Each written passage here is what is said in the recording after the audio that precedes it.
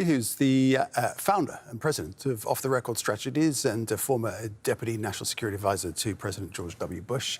Joining us from Washington, D.C. Mark, great to have you with us. So where do you assess we're at, given Donald Trump's decision not to send a U.S. delegation to Pakistan? Well, we've moved into a three-part triangle of pressure right now. The United States pressuring Iran through a blockade that is now going globally. Iran pressuring the world's economy and its energy capabilities. And then pressure from China. They have leverage right now because of their dependence on Iranian oil and because of Iran's dependence on the income from Chinese oil. That's where we stand right now. It comes down to, does China want to use this leverage in some way to move either for a better trade deal with the United States through Mr. Trump, who we know is likely going to Beijing in the next month? Do they want to protect their relationship with Iran for the long term? And then it comes down to a couple of things. The Strait of Hormuz, where are we right now as far as being able to move oil tankers through it?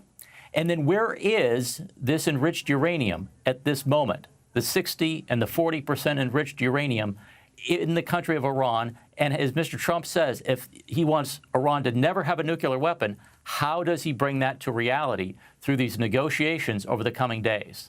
The challenges you present seem pretty formidable. Negotiations may not be dead in the water, maybe, but it's hard to see how both sides are going to reach an acceptable resolution. That's the challenge. And then there's the sub-things of that, which is the proxies. So can the Gulf states and the Middle East actually find a way to combat these? Because it's likely in the negotiations, if it's all about the Strait and it's all about the nuclear weapons, that's going to leave the proxies still on the table of something that is going to have to be dealt with by the Middle East and the Gulf state countries for the years ahead. Can they actually organize a campaign as they have taken this incoming missile and drone attacks from Iran? It's likely that they're not going to become the bankers or the facilitators for these types of activities.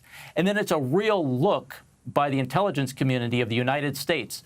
Where is the regime right now? It's one thing to have rhetoric and propaganda. It's another one to really figure out what the strain is on the Iranian economy. How difficult is it? Yes, they are suffering from 50% inflation right now. If it gets above 4% in the United States, we are going into a difficult time. So to have 10, 12 times that, how much difficulty is that putting on of millions of Iranians moving into poverty over the next several weeks? And does that actually bring the Iranians to the negotiation table, or is the regime so desperate to hold on to power that they'll do anything to keep this going for a bit longer? You've had real experience of a U.S. presidential administration. You worked in that of George W. Bush. Do you think the Trump administration is handling this diplomacy with Iran well? Many think it's confused and somewhat scattergun.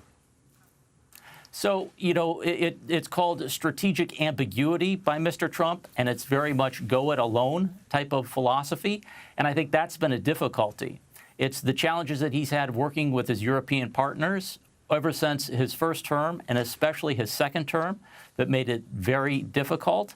And then you have a lot of the diplomacy that could have and should have been done in the last 15 months when putting pressure onto Iran, either diplomatically, especially after the killing of thousands of its citizens in January. That should have been done. And then now we're seeing the Treasury Department putting all these new sanctions on. This could have been done going back administrations, but when Mr. Trump came into power, putting that stranglehold on their economy over the past year or more could have dramatic effects right now instead of deciding to go in as he has just the last few months. Mark, the U.S. administration frequently says that Iran is on the verge of breaking or is indeed broken, but the reality has always appeared so different. Why is there this gap between the narrative and reality? For 47 years, Iran has operated with not using its vast wealth, its vast possibilities of its oil and natural gas reserves, not on its own people, but on proxy efforts, missiles, nuclear weapons, and other things. So the economy is almost fortified to a point. They're living on $4,000 or $5,000 per year per capita income. They should be having a much more robust economy than that. So it's almost like the economy is used to that type of capability. Then you have the IRGC and the stranglehold that it has over its foreign relations and its strength that it projects abroad.